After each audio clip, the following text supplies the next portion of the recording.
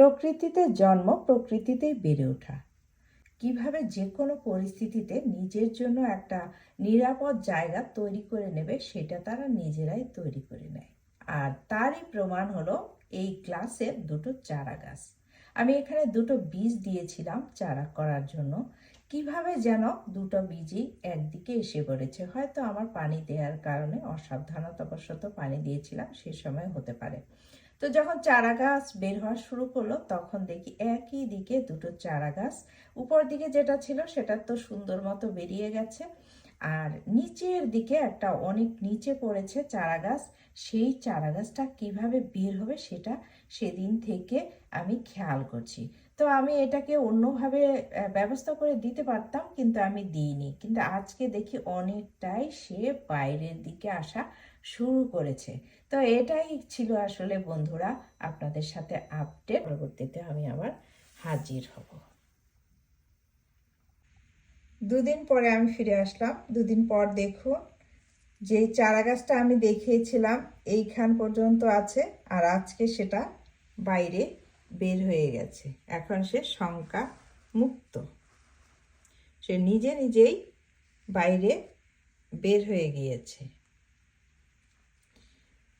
প্রকৃতির বিষয়গুলো আসলে এরকমই। প্রকৃতিতে কে কিভাবে টিকে থাকবে সেটা তারা নিজেরাই জায়গা করে নেয়, নিজেদেরই জায়গা করে নিতে হয়। তারই প্রমাণ এই লাউয়ের চারা গাছটা।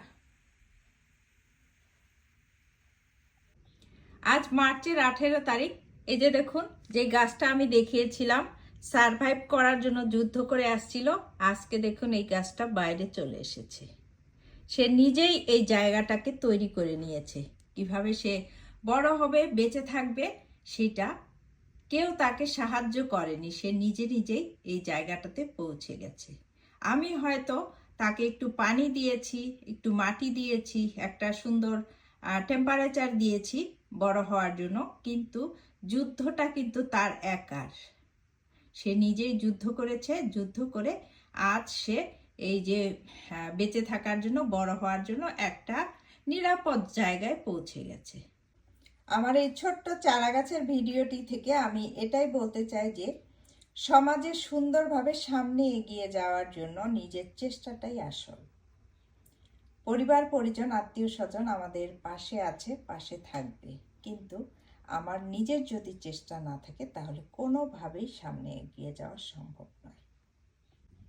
আশা করি এই চারা গাছের ছোট্ট ভিডিওটি আপনাদের ভালো লেগেছে। যদি ভালো লেগে থাকে লাইক, কমেন্ট এবং শেয়ার করে দিবেন। আমার পাশে থাকবেন। সবার জন্য অনেক অনেক শুভকামনা। আবার দেখা হবে পরবর্তী ভিডিওতে। ভালো থাকবেন।